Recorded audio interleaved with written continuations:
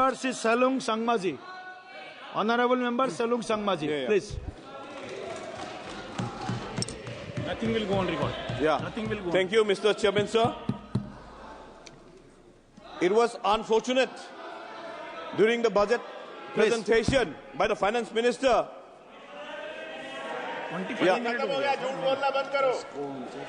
It was unfortunate during the budget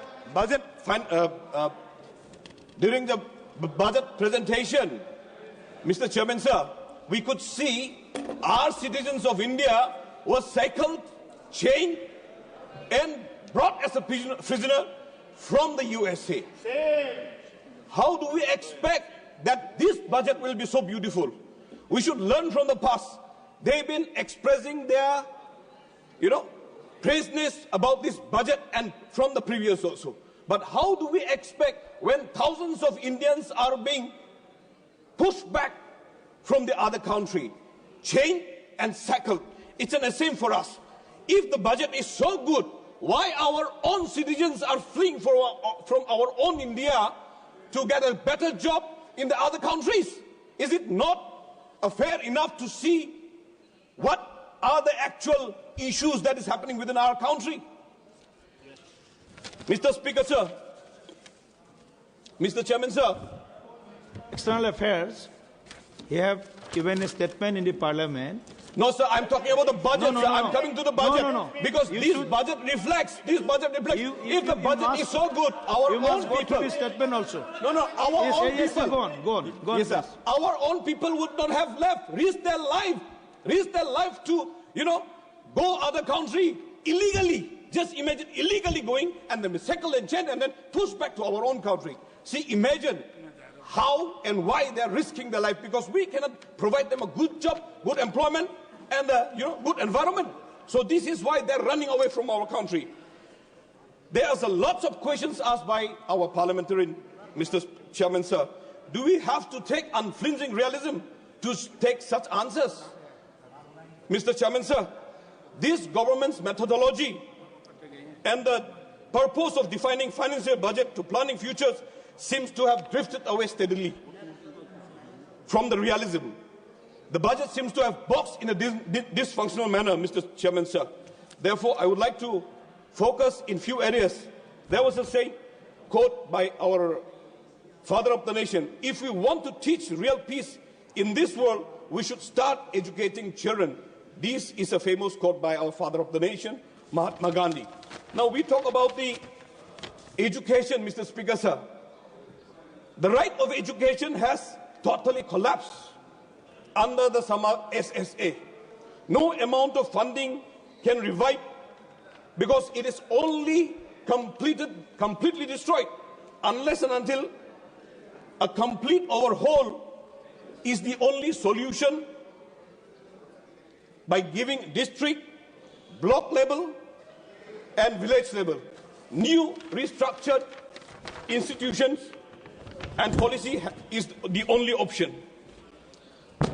Mr. Chairman, sir, when we come to the Northeast region, however, 2025 budget does not reflect substantial increases in the allocation tailored specifically to the educational needs in the region.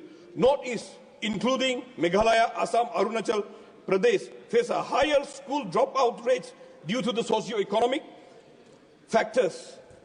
Now, neglecting the government education sector is the evident decrease in education spending, dropped from 2.57% to 2.51% of the GDP, which is greatly stray away from the recommended government spending on education to be at least 6% GDP.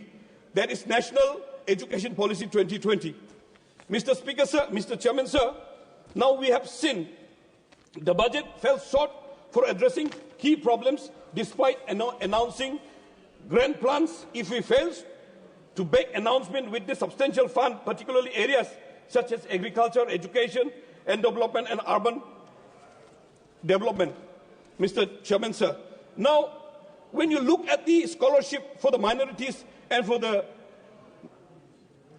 those who reach matriculation has been cut down by 40%, bringing down the fund to 197 0.550 crore. The scholarship for the students after matriculation has faced even steeper cut, dropping nearly 64% to 731.39 crore. The merit-based scholarship has decreased to 7.34 crore. In addition to the national fellowship, the scholarship of the higher has decreased to education, that is 7.34 crore. Mr. Speaker, sir, the last, let me end. Now, we talk about the budget cut. Mr. Speaker, sir, this budget cut will only increase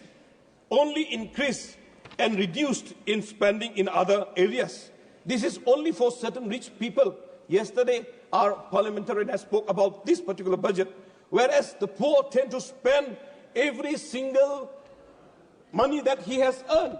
Now, poor doesn't have a saving at all. So, MGNRGS and other sorts of wages and GST has not been compromised by this government, Mr. Speaker, sir, Mr. Chairman, sir. So, I would like to ask if there is any chance, if they can amend this area where our poor people, where our BPL people can be looked into. With these few words, Mr. Speaker, Chairman, sir, I resume my seat. Thank you, Honorable Member Sangma, sir.